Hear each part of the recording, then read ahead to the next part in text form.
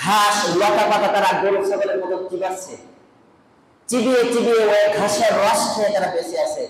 অনেক শিশু বাচ্চারা তারা মিডিয়ার সামনে এসে এমনও বলেছে যে আমরা শহীদ হওয়ার পরে, মারা যাওয়ার পরে আমরা বেঁচে যাব। কারণ কি, আমরা তো এখানে না খেয়ে শুকনো হয়ে যাচ্ছি, আমরা যখন মারা যাব আল্লাহর জান্নাতে গিয়ে আল্লাহর কাছ থেকে অনেক খাদ্য আমরা খাবো। সকলে বলি সুবহানাল্লাহ।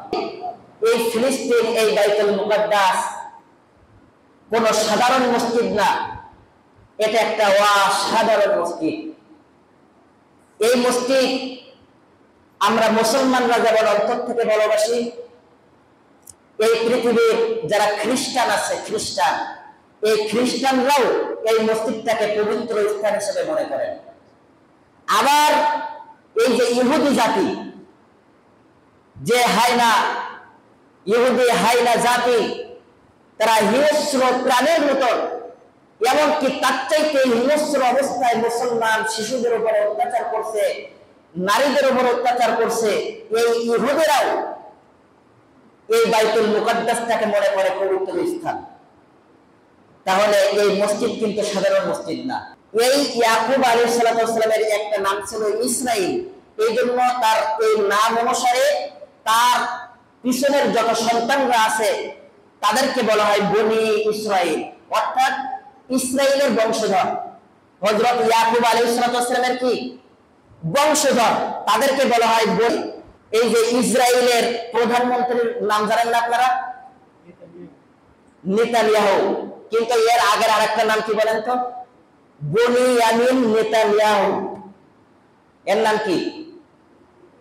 এখন যারা ফিলিস্তিনের উপরে বোমা নিক্ষেপ করতেছে, যারা গুলি করে শিশুদেরকে হত্যা করতেছে, এই যে ইসরায়েলের বর্তমান প্রধানমন্ত্রী, আল্লাহ তাকে জুম্মার দিন আল্লাহর কাছে দোয়া করে আল্লাহ তাকে অতি দ্রুত জাহান্নামে পাঠাক। সকলে বলে আল্লাহুম্মা আমিন। এই যে বর্তমান ইসরায়েলের প্রধানমন্ত্রী, এর নাম হচ্ছে কি? Benjamin Netanyahu. এই যে বেনিয়ামিন নামটা নেছে, এই নামটা আছে ওই ইয়াকুব আলাইহিস সালামের 12 সন্তানের মধ্যে একজনের নাম ছিল বেনিয়ামিন। আলহামদুলিল্লাহ নাহমাদুহু ওয়া নাস্তাঈনুহু ওয়া নাস্তাগফিরুহু ওয়া নু'মিনু বিহি ওয়া নাতাওয়াক্কালু আলাইহি ওয়া না'উযু বিল্লাহি মিন শুরুরি আনফুসিনা ওয়া মিন সাইয়্যাতি আ'মালিনা من يهدي الله فلا مضل له ومن يضلله فلا هادي له ونشهد أن لا إله إلا الله وحده لا شريك له ونشهد أن سيدنا وسندنا وحبيبنا وطبيبنا ومولانا محمدا عبده ورسوله فقد قال الله تعالى في كلامه المجيد وفي فرقانه الحميد সকলে জবান খুলে পড়ি আউযু বিল্লাহি মিনাশ শাইতানির রাজীম বিসমিল্লাহির রাহমানির রাহিম সুবহানাল্লাযী আসরা بعبده ليلا من المسجد الحرام إلى المسجد الأقصى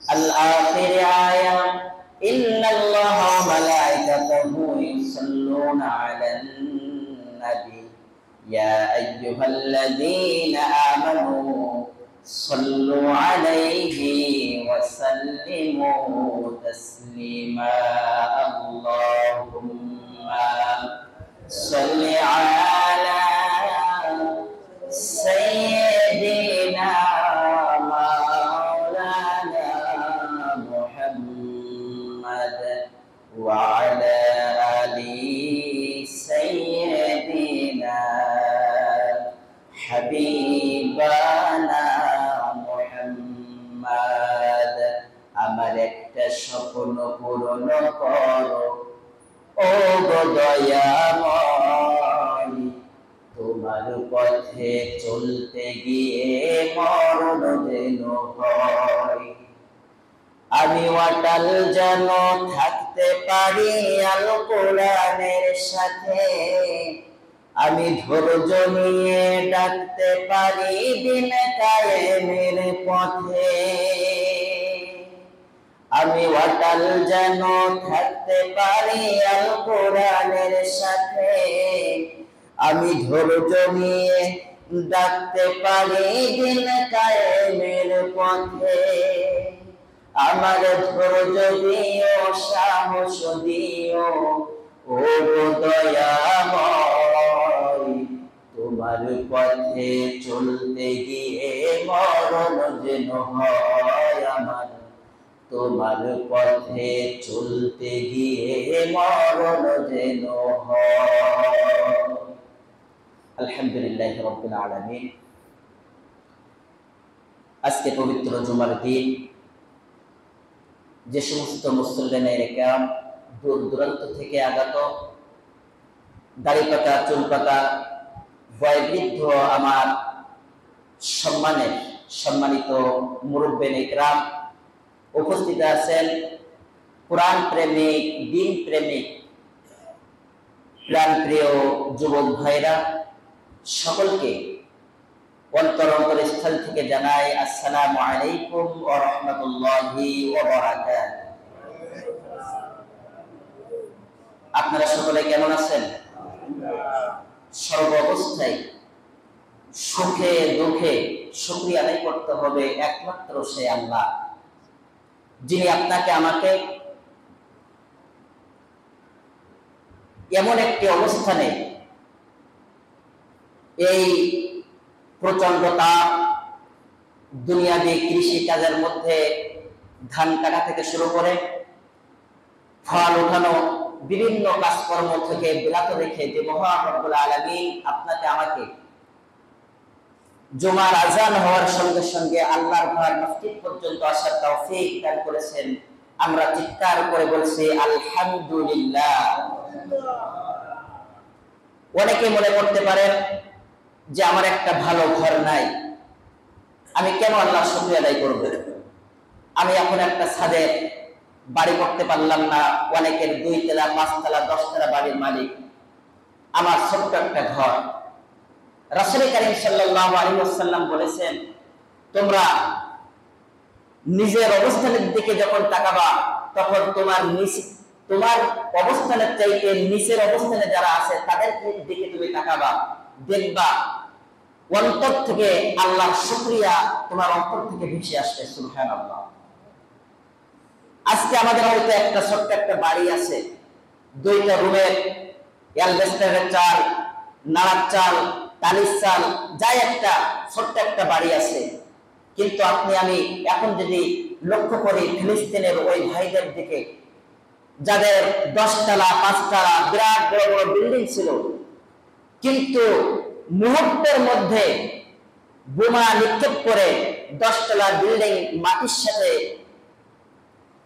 মিলে গিয়েছে মাটির সঙ্গে মিশে গেছে তাদের থাকার মতন একটা জায়গা পর্যন্ত নাই তাহলে আল্লাহ তাদের চাইতে আপনার আমার অবস্থান ভালো রেখেছেন কিনা হয়তো আপনি মনে করতে পারেন যে আমি ভালো খাইতে পারি না গরুর গোশ এখান থেকে কয় মাস আগে খেয়েছি এটা মনে নাই হয়তো আপনার আমার হতে পারে এরকম কিন্তু আপনি আমি যদি লক্ষ্য করি ওই ফিলিস্তিনের শিশুদের দিকে যে সমস্ত শিশুরা তারা না খেয়ে মারা যাওয়ার সময় তারা ঘাস দুবলো ঘাস তারা ছিঁড়ে ছিঁড়ে চিবায় চিবায় ওর রস খেয়ে তারা বেঁচে আছে। আল্লাহু আকবার। ঘাস লতা পাতা তারা গরু ছাগলের মতো চিবাচ্ছে, চিবিয়ে চিবিয়ে ওই ঘাসের রস খেয়ে তারা বেঁচে আছে। অনেক শিশু বাচ্চারা তারা মিডিয়ার সামনে এসে এমনও বলেছে যে আমরা শহীদ হওয়ার পরে, মারা যাওয়ার পরে আমরা বেঁচে যাব। কারণ কি, আমরা তো এখানে না খেয়ে সুস্থ হয়ে যাচ্ছি, আমরা যখন মারা যাব আল্লাহর জান্নাতে গিয়ে আল্লাহর কাছ থেকে অনেক খাদ্য আমরা খাবো। সকলে বলি সুবহানাল্লাহ। কি অবস্থা তাদের! তারা বলতেছে যে আমরা তো খাইতে পারি না, এই দুনিয়ায় খাওয়ার কিছু নাই, পানি নাই, অন্তত মারা যাওয়ার পরে আল্লাহর কাছ থেকে জান্নাত থেকে আমি খাদ্য খাবো, বেশি করে মন ভরে জান্নাত থেকে খাদ্য খাবো। সুবহানাল্লাহ। তাহলে তাদের অবস্থানটা কোথায়? আল্লাহ তাদের চাইতে আপনার আমার অবস্থানটা অনেক উপরে রাখছেন। এই জন্য আমরা আরো একবার চিৎকার করে আল্লাহর শুকরিয়া আদায় করছি, আলহামদুলিল্লাহ রব্বানা লাকাল হামদ হামদান কাসীরান তাইয়িবান মুবারাকান ফীহি। সম্মানিত উপস্থিতি, আমরা সময় বেশি নিব না, সংক্ষিপ্ত সময়ের মধ্যে আমরা আলোচনা শেষ করব। আমরা গত জুমায় আলোচনা করেছিলাম এই ফিলিস্তিন, জেরুজালেম, এই ফিলিস্তিন বাইতুল মুকাদ্দাসের পূর্বের ইতিহাস সম্পর্কে। এই যে ফিলিস্তিন, এই যে বাইতুল মুকাদ্দাস, এর ইতিহাস আমাদের জানার প্রয়োজন আছে না নাই? অবশ্যই আছে। তার কারণ হচ্ছে এই ফিলিস্তিন, এই বাইতুল মুকাদ্দাস কোন সাধারণ মসজিদ না, এটা একটা অসাধারণ মসজিদ। এই মসজিদ আমরা মুসলমানরা যেমন অন্তর থেকে ভালোবাসি, এই পৃথিবীর যারা খ্রিস্টান আছে, খ্রিস্টান, এই খ্রিস্টানরাও এই মসজিদটাকে পবিত্র স্থান হিসেবে মনে করেন। আবার এই যে ইহুদি জাতি, যে হায়না, ইহুদি হায়না জাতি, তারা হিংস্র প্রাণীর মতন, এমনকি তার চাইতে হিংস্র অবস্থায় মুসলমান শিশুদের উপর অত্যাচার করছে, নারীদের উপর অত্যাচার করছে। এই ইহুদিরাও এই বাইতুল মুকাদ্দাসটাকে মনে করে পবিত্র স্থান। তাহলে এই মসজিদ কিন্তু সাধারণ মসজিদ না। আপনার আমার এই যে মসজিদে আমরা বসে আছি, এটা হচ্ছে আমরা মুসলমানরা এই মসজিদটা দেখাশোনা করি, এই মসজিদটা ভালোবাসি। কিন্তু আমাদের পার্শ্ববর্তী এলাকায় হিন্দু, তারা কি এই মসজিদটাকে পবিত্র স্থান মনে করে? তারা কি এই মসজিদটাকে তাদের পবিত্র স্থান বা তাদের ইবাদতখানা মনে করে? না, তারা কিন্তু এই জায়গায় এসে তাদের ইবাদত করে না। তারা মনে করে এটা মুসলমানদের মসজিদ। কিন্তু বাইতুল মুকাদ্দাসটা হচ্ছে আপনার আমার এই মসজিদের মতো সাধারণ মসজিদ না। বাইতুল মুকাদ্দাস এটা হচ্ছে একটা অসাধারণ মসজিদ। এই কারণেই আজকে এই বাইতুল মুকাদ্দাস, এই মসজিদটা নিয়ে এত গন্ডগোল। যেমন ভাবে এই মসজিদটা মুসলমানরা চায়, তেমনি ভাবে এই বাইতুল মুকাদ্দাসটা ইহুদিরাও চায়। আবার একই ভাবে এই বাইতুল মুকাদ্দাসরা খ্রিস্টানরাও চায়। তিনটা ধর্মের লোক তারা মনে করে এই মসজিদ আমাদের। আসলে বলেন তো এই মসজিদ কাদের? মুসলমানদের। এই মসজিদ কাদের? মুসলমানদের মসজিদ। কিন্তু যারা ইহুদি, এই যে বনি ইসরাইল, গত সপ্তাহে আমরা আলোচনা করেছিলাম, অনেক গুরুত্বপূর্ণ আলোচনা আজকে। এই যে গুরুত্বপূর্ণ আলোচনা আমাদেরকে যদি খেয়াল করে না শুনি, আমরা কিন্তু কিছুই বুঝতে পারবো না। কারণ ইতিহাস আমরা বলেছিলাম বাবা আদম আলাইহিস সালাম থেকে রাসূল করিম সাল্লাল্লাহু আলাইহি ওয়াসাল্লামের কাছে আবু যর গিফারী রাদিয়াল্লাহু তাআলা আনহু থেকে বর্ণিত, তিনি প্রশ্ন করতেছেন, ইয়া রাসূলুল্লাহ, প্রথম ঘর কোনটি পৃথিবীর মধ্যে? আল্লাহ রাসূল বলেছিল কোন ঘর? মক্কা।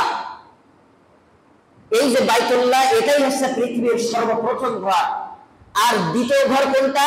সেটা হচ্ছে বাইতুল মুকাদ্দাস। সকলে বলি সুবহানাল্লাহ। রাসূল করিম সাল্লাল্লাহু আলাইহি ওয়াসাল্লামের কাছে প্রশ্ন করলেন, ইয়া রাসূলুল্লাহ, বাইতুল্লাহ এবং বাইতুল মুকাদ্দাস দুইটা মসজিদের মধ্যে সময়ের ব্যবধান কত? আল্লাহর হাবিব সাল্লাল্লাহু আলাইহি ওয়াসাল্লাম বলেন দুইটা মসজিদ তৈরির মধ্যে সময়ের ব্যবধান হচ্ছে 40 বছর। কয় বছর? 40 বছর। বাইতুল্লাহ আর বাইতুল মুকাদ্দাস এই দুইটা মসজিদের মধ্যে সময়ের ব্যবধান হচ্ছে 40 বছর। এই যে হযরত ইব্রাহিম আলাইহিস সালামের কথা আমরা জানি, হযরত ইব্রাহিম আলাইহিস সালামের দুইটা স্ত্রী ছিল। একটা স্ত্রীর নাম হচ্ছে হযরত সারা আলাইহিস সালাম, আর একটা স্ত্রীর নাম হচ্ছে হযরত হাজেরা আলাইহিস সালাম। দুইটা স্ত্রীর গর্ভে দুইটা সন্তান। হযরত হাজেরা আলাইহিস সালামের গর্ভে প্রথম সন্তান হলেন, তার নাম হচ্ছে হযরত ইসমাঈল আলাইহিস সালাম। প্রথম সন্তানের নাম কি? ইসমাঈল আলাইহিস সালাম। আল্লাহর হুকুমে স্ত্রী সহ কলিজার টুকরা সন্তান ইসমাঈলকে রেখে আসছিল কোথায়? মক্কায়। মক্কায় বাইতুল্লাহর পাশে হযরত ইব্রাহিম আলাইহিস সালাম কলিজার টুকরা সন্তান এবং স্ত্রীকে রেখে আসলেন মক্কায়। আর আরেকটা স্ত্রী হযরত সারা আলাইহিস সালাম আছে ওই ফিলিস্তিনে। হযরত ইব্রাহিম আলাইহিস সালাম তিনি যাতায়াত করেন, তাদের দেখাশোনা করেন, মক্কায় যান, আবার ফিলিস্তিনে চলে আসেন। এক পর্যায়ে আল্লাহর হুকুমে ইব্রাহিম আলাইহিস সালামের স্ত্রী সারা আলাইহিস সালামের গর্ভ থেকে একটা সন্তান জন্মগ্রহণ করলেন, তার নাম হচ্ছে হযরত ইসহাক আলাইহিস সালাম। সকলে বলি সুবহানাল্লাহ। যেটা আমরা গত সপ্তাহে আলোচনা করেছিলাম। দুইটা সন্তান বড় হতে লাগলেন। একজন সন্তান কোথায়? মক্কায়। একজন সন্তান কোথায়? মক্কায়। আর একজন সন্তান কোথায়?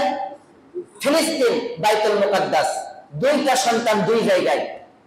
আস্তে আস্তে বড় হচ্ছেন, তারা যৌবনে উপনীত হলেন। এক পর্যায়ে দুইটা সন্তান বিবাহ শাদী করলেন। বিবাহ শাদী করার পরে হযরত ইসহাক আলাইহিস সালামের সন্তান হলেন। তার সন্তানদের মধ্যে একজন সন্তানের নাম হচ্ছে হযরত ইয়াকুব আলাইহিস সালাম। সকলে বলি সুবহানাল্লাহ। সন্তানের নাম কি? ইয়াকুব। তিনিও কি আল্লাহর কি নবী? তাহলে নবীর সন্তান নবী।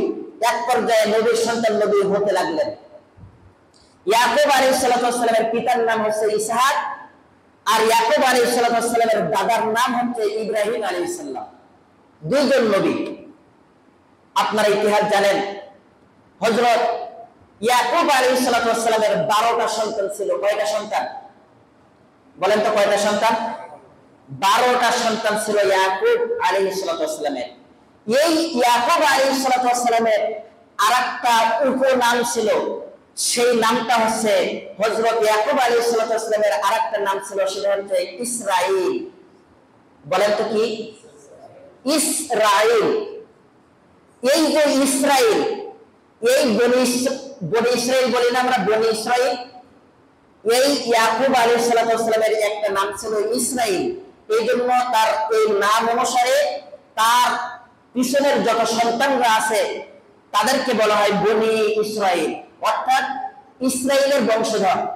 হযরত ইয়াকুব আলাইহিস সালামের কি বংশধর, তাদেরকে বলা হয় বনি ইসরাঈল। কুরআনের মধ্যে আল্লাহ সুবহানাহু ওয়া তাআলা এই বনি ইসরাঈল সম্পর্কে আলোচনা করেছেন। অনেক লম্বা ইতিহাস, সংক্ষেপে বলতেছি। এই যে বনি ইসরাঈল গেল। ইয়াকুব আলাইহিস সালামের সন্তান কয়জন? ইয়াকুব আলাইহিস সালামের সন্তান হচ্ছে 12 জন। এই 12 জন সন্তানের মধ্যে একজন সন্তানের নাম ছিল হযরত ইউসুফ আলাইহিস সালাম। সকলে বলছে সুবহানাল্লাহ। ইউসুফ নবীর নাম জানেন না আপনারা? ইউসুফ, জুলেখা, এই যে ঘটনা, যাদের বয়স বেশি হয়েছে, মুরব্বীরা তো বেশি জানবে তাদের ঘটনা।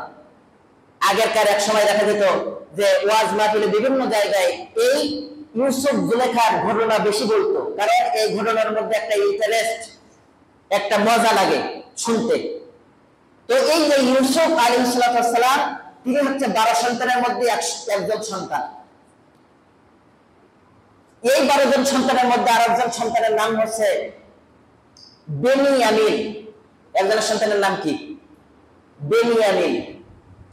এই যে এখন ইহুদি, এই যে ইসরায়েলের প্রধানমন্ত্রীর নাম জানেন না আপনারা? নেতানিয়াহু। কিন্তু এর আগের আরেকটা নাম কি বলেন তো? Benjamin Netanyahu. এর নাম কি? এখন যারা ফিলিস্তিনের উপরে বোমা নিক্ষেপ করতেছে, যারা গুলি করে শিশুদেরকে হত্যা করতেছে, এই যে ইসরায়েলের বর্তমান প্রধানমন্ত্রী, আল্লাহ তাকে জুম্মার দিন আল্লাহর কাছে দোয়া করে আল্লাহ তাকে অতি দ্রুত জাহান্নামে পাঠাক। সকলে বলে আল্লাহুম্মা আমিন। এই যে বর্তমান ইসরায়েলের প্রধানমন্ত্রী, এর নাম হচ্ছে কি? Benjamin Netanyahu. এই যে বেনিয়ামিন নামটা নেছে, এই নামটা আছে ওই ইয়াকুব আলাইহিস সালামের 12 সন্তানের মধ্যে একজনের নাম ছিল বেনিয়ামিন। আপনারা জানেন ইউসুফ আলাইহিস সালামকে তার কয়েকটা মা ছিল, অর্থাৎ এই যে ইয়াকুব আলাইহিস সালামের কয়েকটা মা ছিল, তার মধ্যে ইউসুফ আলাইহিস সালাম আর তার আরেকজন ভাই ছিল, ছোট ভাই। এরা ছিল দুইজন এক মায়ের সন্তান।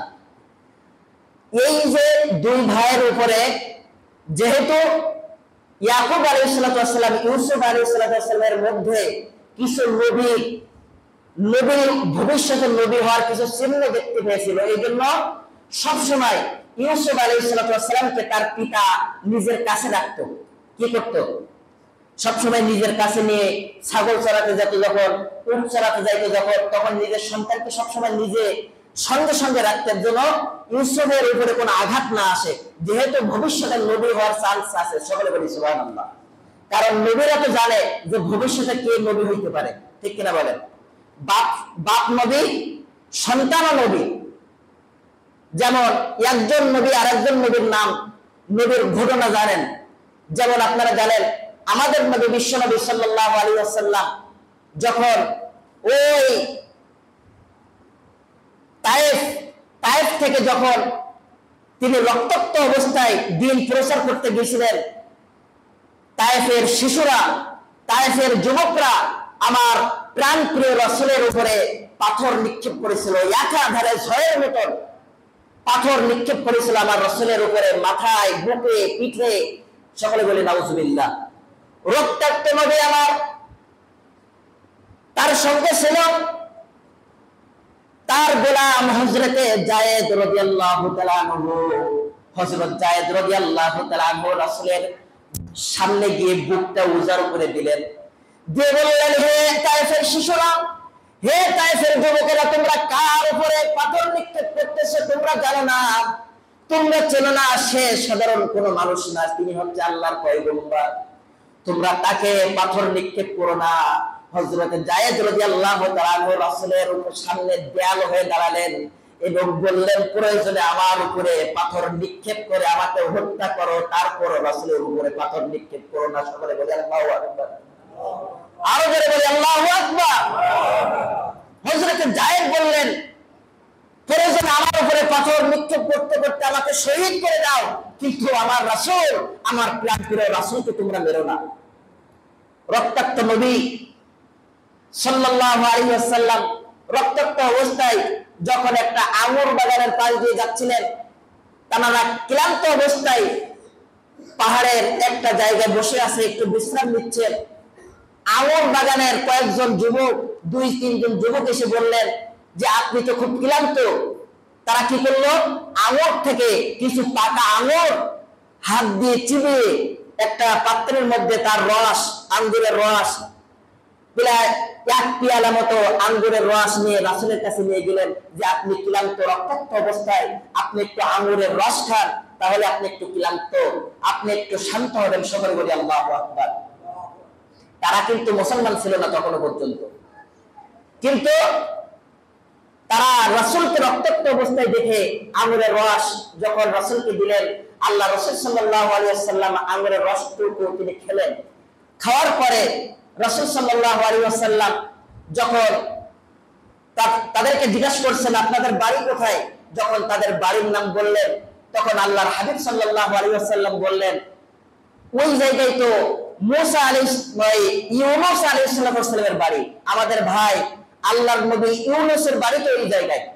তখন তারা বললেন, হে মুহাম্মদ, আপনি কি করে জানেন যে তার বাড়ি আমাদের এখানে? সত্যিই তো, আপনি সেখানে কোনোদিন যান নাই, আপনি সে এখান থেকে কত বছর আগের কথা, আপনি কি করে জানলেন? তখন আল্লাহর হাবিব সাল্লাল্লাহু আলাইহি ওয়াসাল্লাম বলেন, হে যুবকেরা, ইউনূস তিনিও ছিলেন আল্লাহর নবী, আর আমি মুহাম্মদ, আমিও হচ্ছে আল্লাহর নবী। একজন নবী আরেকজন নবীর কথা জানে। সকলে বলি সুবহানাল্লাহ। তো হযরত ইয়াকুব আলাইহিস সালাম তার 12 সন্তানের মধ্যে ইউসুফ আলাইহিস সালামকে খুব ভালোবাসতেন। এখন এই ভালোবাসা দেখে আর যে 10 ভাই ছিল তারা সবসময় রাগান্বিত অবস্থায়।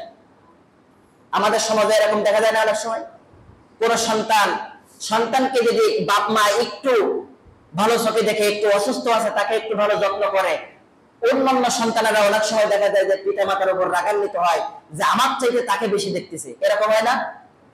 তো আর 10 ভাই ইউসুফ আলাইহিস সালামের বিরুদ্ধে ষড়যন্ত্র করতে শুরু করলো। অনেক লম্বা ইতিহাস আছে, এই ইতিহাস বললে অনেক সময় লাগবে, ঘন্টার পর ঘন্টা হয়ে যাবে। এই জন্য আমি সংক্ষেপে বলতেছি। ইয়াকুব আলাইহিস সালামের এই ভালোবাসা তার সন্তানের প্রতি, ইউসুফের প্রতি এই ভালোবাসা দেখে আর 10 ভাই তারা এক জায়গায় প্রতিজ্ঞা করলো যে আমরা ইউসুফকে হত্যা করব। ইউসুফকে হত্যা না করলে আমাদের পিতা আমাদের উপরে বেশি ভালোবাসবে না। অনেক লম্বা ইতিহাস। এক পর্যায়ে ইউসুফ আলাইহিস সালামকে 10 ভাই মিলে তারা তাদের সঙ্গে নিয়ে মরুভূমির মধ্যে একটা কূপের মধ্যে, পানির একটা খরা, একটা কূপের মধ্যে গর্ত, বিরাট বড় একটা কূপের মধ্যে ইউসুফ আলাইহিস সালামকে ফেলে দিয়েছিল। সকলে বলি নাউজুবিল্লাহ। যে তাকে হত্যা করবে, তাকে কূপের মধ্যে ফেলে তাকে হত্যা করবে। একে তো মরুভূমি, তারপরে আবার গর্ত, অনেক গভীর কূপ। তারা মনে করেছিল যে ইউসুফ আলাইহিস সালাম ইউসুফ এখানেই মারা যাবে, তাহলে ইউসুফ যখন থাকবে না তখন আমাদের পিতা আমাদের উপর অনেক ভালোবাসবে। এক পর্যায়ে ইউসুফ আলাইহিস সালাম তিনি হচ্ছেন আল্লাহর নবী। বলেন তো, আল্লাহ যদি কাউকে বাঁচায় রাখেন, মারার ক্ষমতা কি কারণ আছে? বলেন, মারার ক্ষমতা কারণ আছে? না, মারার ক্ষমতা কারণ নাই। হযরত ইউসুফ আলাইহিস সালাম, অনেক লম্বা ইতিহাস। একদল বণিক যাচ্ছিল, ব্যবসায়ী ঘোড়া নিয়ে যাচ্ছিল আরেক দেশে ব্যবসা করার জন্য। মরুভূমির পাশ দিয়ে যখন যাচ্ছিল তখন তারা পানি খাওয়ার জন্য ওই কূপের মধ্যে যখন বালতি দিল, পাত্র দিল, তখন আল্লাহ সুবহানাহু ওয়া তাআলার ইশারায় ইউসুফ আলাইহিস সালাম ওই বালতিতে উঠে বসলেন। সুবহানাল্লাহ। ইউসুফ আলাইহিস সালাম তারা মনে করলো যে পানি পাইছে। পানি যখন উপরে উঠানোর পরে দেখে যে সুদর্শন, এত সুন্দর চেহারার অধিকারী একটা যুবক জীবনে তারা কোনোদিন দেখে নাই। সকলে বলি সুবহানাল্লাহ। কারণ ইউসুফ আলাইহিস সালামের এত সুন্দর চেহারা। আল্লাহ রাসূল সাল্লাল্লাহু আলাইহি ওয়াসাল্লাম বলেন যে সমস্ত ভালোবাসা আল্লাহ সুবহানাহু ওয়া তাআলা 99 ভাগের 1 ভাগ দুনিয়াতে দিয়েছে, আর দুনিয়ার মধ্যে 99 ভাগের প্রায় অর্ধেকের বেশি ইউসুফ আলাইহিস সালামের চেহারার মধ্যে দিয়েছিল। সকলে বলি সুবহানাল্লাহ। অনেক লম্বা ইতিহাস। ইউসুফ আলাইহিস সালামকে নিয়ে তারা গোলাম হিসাবে বিক্রি করে দিল ওই মিশরে। কোথায় তারা ছিল এতদিন? কোথায়? ফিলিস্তিনে। কিন্তু ইয়াকুব আলাইহিস সালাম আছে কিন্তু কোথায়? ফিলিস্তিনে তারা বসবাস করছে। এখন কূপের মধ্যে ফেলে দেওয়ার কারণে বণিকরা ইউসুফ আলাইহিস সালামের বিক্রি করেছে কোথায়? মিশরের বাজারে বিক্রি করে দিয়েছে। দেখেন কোথা থেকে কোথায় চলে যাচ্ছে। এক পর্যায়ে অনেক লম্বা ইতিহাস। ইউসুফ আলাইহিস সালাম এর মধ্যে অনেক লম্বা ইতিহাস চলে গেছে। ওই যে ইউসুফ জুলাইখার ঘটনা সবকিছু আছে, ইনশাআল্লাহ একদিন বলবো। তো মূল পয়েন্ট যে জায়গায়, ইউসুফ আলাইহিস সালাম এক পর্যায়ে যখন যুবক হলেন, এক পর্যায়ে ওই দেশের প্রেসিডেন্ট একটা স্বপ্ন দেখলো। ওই স্বপ্নের ব্যাখ্যা কেউ করতে পারে না। এক পর্যায়ে আল্লাহর হুকুমে হযরত ইউসুফ আলাইহিস সালাম ওই দেশের প্রেসিডেন্টের ওই যে স্বপ্নের ব্যাখ্যাটা তিনি করে দিলেন। সকলে বলি সুবহানাল্লাহ। স্বপ্নের ব্যাখ্যা যা করলেন হুবহু তাই ঘটে গেল। সকলে বলি সুবহানাল্লাহ। এই যে আল্লাহর মিরাক্কেল, আল্লাহর মুআজিজা দেখে ওই দেশের প্রেসিডেন্ট তাকে বানিয়ে দিলেন খাদ্যমন্ত্রী। ওই দেশের মিশরের কি বানিয়ে দিলেন? খাদ্যমন্ত্রী। গিয়েছিলেন ফিলিস্তিন থেকে মিশরে গিয়েছিলেন গোলাম হয়ে। কি হয়ে গিয়েছিলেন? গোলাম হয়ে গিয়েছিলেন। কিন্তু হয়ে গেলেন কি? দেশের খাদ্যমন্ত্রী, একজন মন্ত্রী। এক পর্যায়ে অনেক লম্বা ইতিহাস, যখন ইউসুফ আলাইহিস সালাম যখন ওই দেশের মন্ত্রী, তখন এই ফিলিস্তিনের মধ্যে একটা দুর্ভিক্ষ দেখা দিল। আবার দুর্ভিক্ষ, কোনো ফসল পাতি কিছুই হয় না, পশু পাখি মারা যায়, পানি নেই, ফসল নেই, খাওয়ার কিছু নেই। এক পর্যায়ে ওই যে 10 ভাই মিলে ইউসুফকে মারার জন্য কোথায় ফেলেছিল? কূপের মধ্যে ফেলেছিল। ওই 10 ভাই মিলে তারা ফিলিস্তিন থেকে খাদ্য নেওয়ার জন্য আসছে মিশরে। কোথায়? মিশরে। আর এই জায়গায় খাদ্যমন্ত্রী কে? তাদের ভাই ইউসুফ। সকলে বলি সুবহানাল্লাহ। আরো চিৎকার করে বলি সুবহানাল্লাহ। এখন 10 ভাই তো মনে করে যে ইউসুফ শেষ, মারাই গেছে। কিন্তু ওই 10 ভাইকে দেখে ইউসুফ আলাইহিস সালাম চিনে ফেলেছেন যে এই তো আমার সে 10 ভাই যারা আমাকে হত্যা করতে চেয়েছিল। হযরত ইউসুফ আলাইহিস সালাম যদি চাইতেন তাদেরকে ক্রস ফায়ার দিয়ে ওই জায়গায় শেষ করে দিবে, কোনো খোঁজ হতো তাদের? কথা বলেন।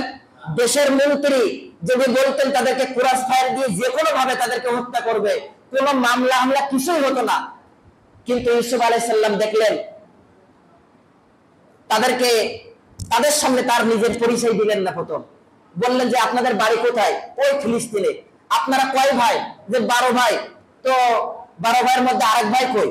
আর 2 ভাই কই? তোমরা তো 10 ভাই আসছো, আর 2 ভাই কই? তখন বলতেছে যে একজন চুরি করে ধরা পড়েছিল, তাই তাকে মেরে ফেলেছে মানুষ। অর্থাৎ ইউসুফের কথা বলতেছে। কার কথা বলতেছে?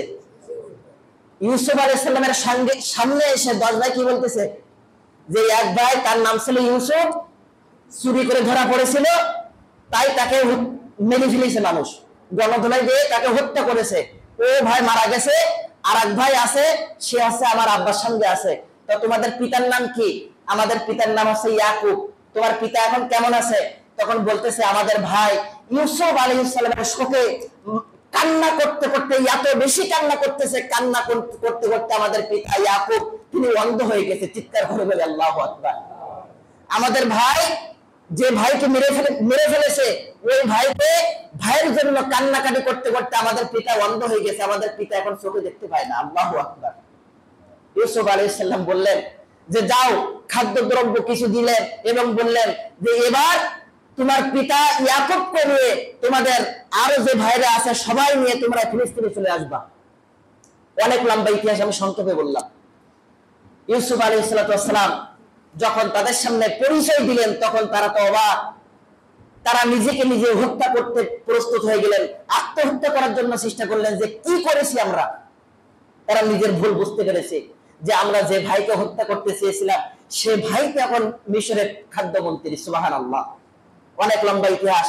তখন ওই যে ইয়াকুব এবং তার সন্তান, বৌমা, পুতা, পত্নী, কিতাবের ভিতরে আছে প্রায় 70 জন বনি ইসরাইল, তারা ফিলিস্তিন থেকে ওই মিশরে চলে গেছে। সকলে বলি সুবহানাল্লাহ। এখন বলেন তো ইয়াকুবের নবীর পরিবার ইয়াকুব এবং ইউসুফ, এই নবী সহ নবীর পরিবার ছিল কোথায়?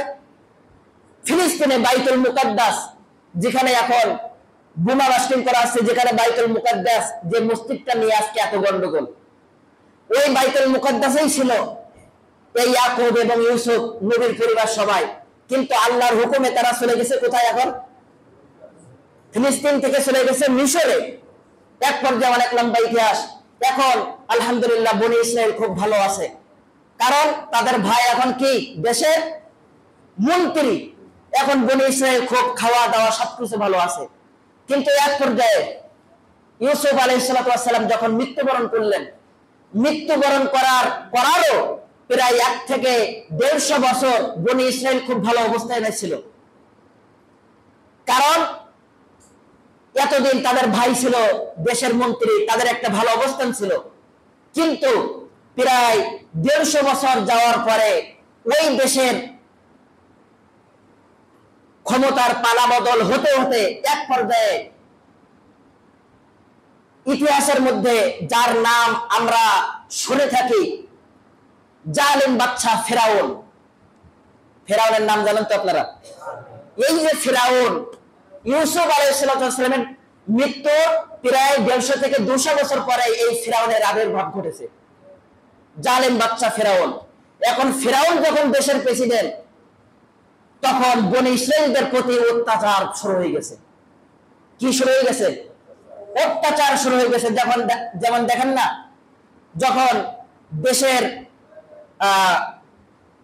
প্রেসিডেন্ট যারা থাকে, যারা ক্ষমতায় থাকে, যখন তাদের পালাবদল হয়, অন্য দল আসার পরে তাদের উপরে অত্যাচার আসে কি নাই? যে অত্যাচার একটু হয়।